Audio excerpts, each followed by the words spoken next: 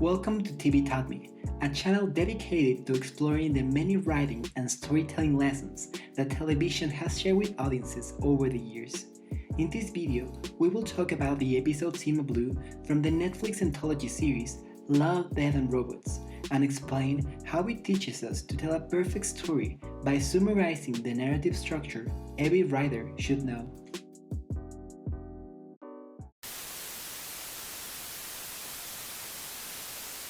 In 2008, the directors David Fincher and Tim Miller announced they were working on a film inspired by heavy metal, the legendary comic book magazine founded in the late 70s, known for its dark fantasy and cyberpunk stories.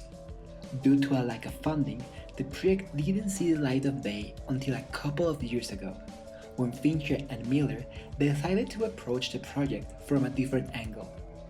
Instead of creating a movie, the duo decided to produce a series of short TV episodes that resemble a collection of YouTube videos more than a traditional series. About this new take on the project, Tim Miller said, "I honestly think that it's funny, because David and I back then would be having the argument of, can people consume media this way? And now it becomes the argument of, can people consume media any other way?" The first season of Love, Death and Robots consists of 18 animated episodes with a duration ranging from 6 to 17 minutes.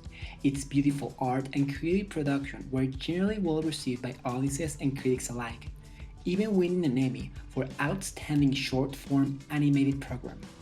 However, the show's aesthetic is not its only strength, as the stories told in some of the episodes are nothing short of brilliant.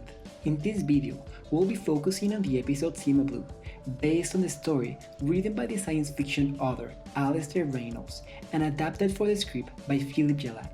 I consider this to be one of the best episodes in the entire series for its great story, which not only deals with complex topics like the meaning of life and the true purpose of art in a beautiful way, but also establishes an incredibly effective narrative structure we'll be breaking down in order to better understand it and learn how to incorporate it into our own stories.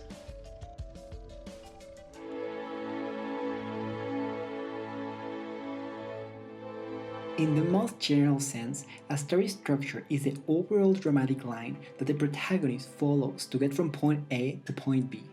If you're a movie or a series junkie, then you probably already have a grasp of what it looks like, as well as the different ways writers can present it to audiences. Since the time of ancient Greece, storytellers have tried to summarize the elements that a good story structure should have, establishing a series of points in the protagonist's journey that work almost as a map that helps writers find fulfilling and captivating stories. Throughout history, there have been different takes on what those points should be, and to this day, many writers continue to experiment with them in order to find new ways to tell stories. However, no matter how original we're trying to be as storytellers, it remains vital to know at the very least the most basic elements that make up a good story before beginning to craft our own. According to story artists at Pixar, the structure of a story can have a dramatic impact on how an audience responds to it. A story needs a strong foundation, or else it will collapse. To ensure that the foundation of our story is steady, the Pixar experts recommend trying to find the most important moments in our story, or story beats, and make sure they align with the story spine. A simple pattern that can be used to tell all kinds of different tales in an effective way. Let's analyze the episode Zima Blue using this method to better understand its construction and the elements it incorporated to deliver such a great story.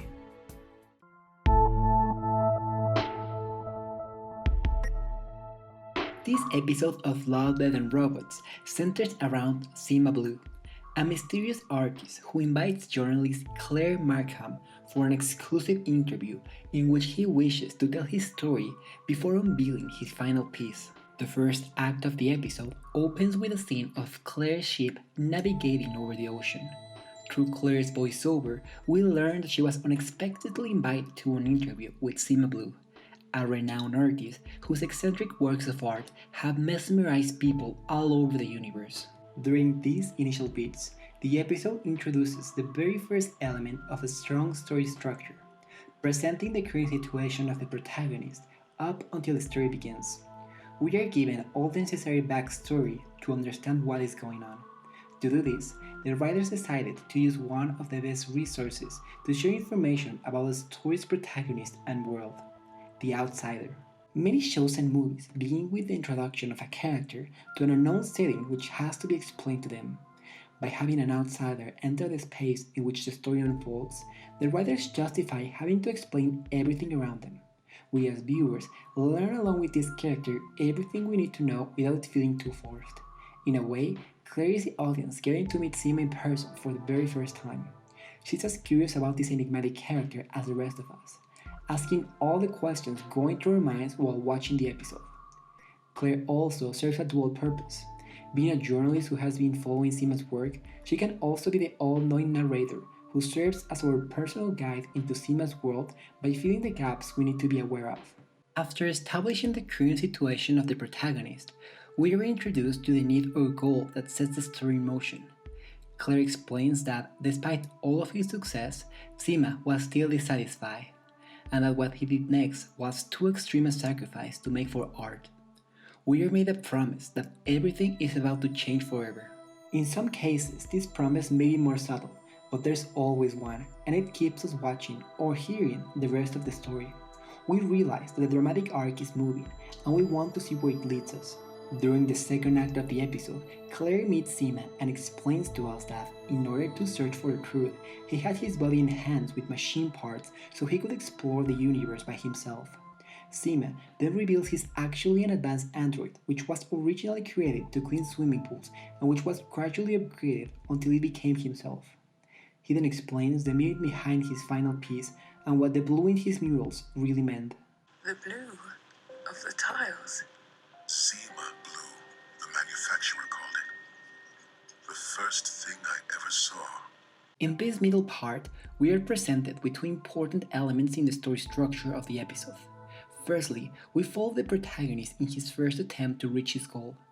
This is done through Claire's narration, in which she explains that Zima has been modifying his body in order to venture and commune with the cosmos.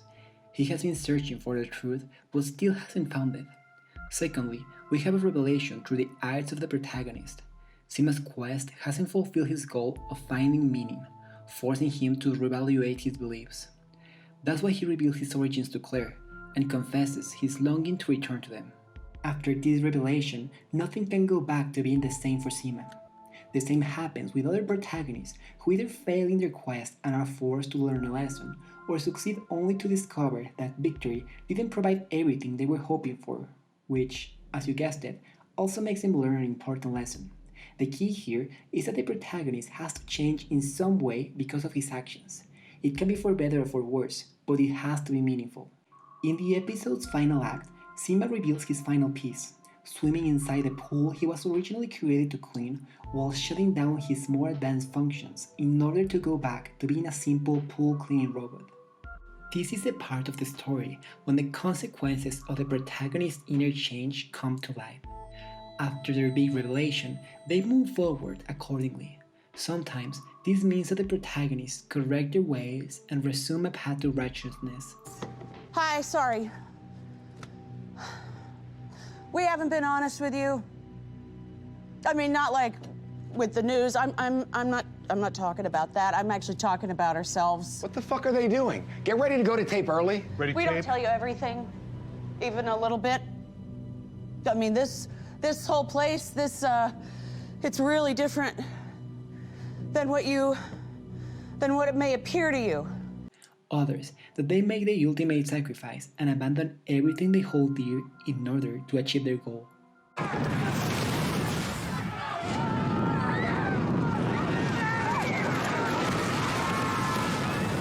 The ending of Zima Blue embodies the last important element in its story structure. The protagonist experiences a permanent change.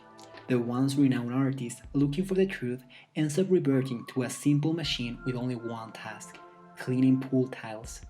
This final change embodies the overall lesson which the storyteller wishes to teach their audience. In some cases, this lesson can be fairly literal, while in others, like in this episode, it may be more open to interpretation. According to author Dan Wells, who developed the 7-point story structure, the beginning of a novel should be in direct contrast to what it will be at the end of the novel. Zima Blue chooses to apply this principle.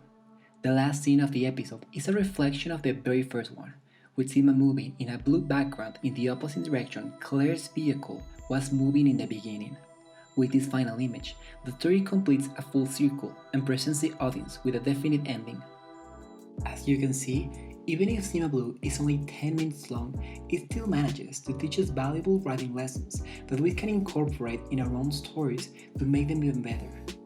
By relying on strong dramatic elements that take us from point A to point B, as well as solid beats which align to the story's spine and cement the protagonist's journey in a compelling way, the episode embodies the structure of a perfect story which can be applied to all sorts of tales. So, what did Zima Blue teach you? If you enjoyed this video, please be sure to give it a thumbs up and subscribe. It would mean a lot. I'll keep publishing more content on what TV has taught me, so don't forget to click on that notification bell. Thanks for watching.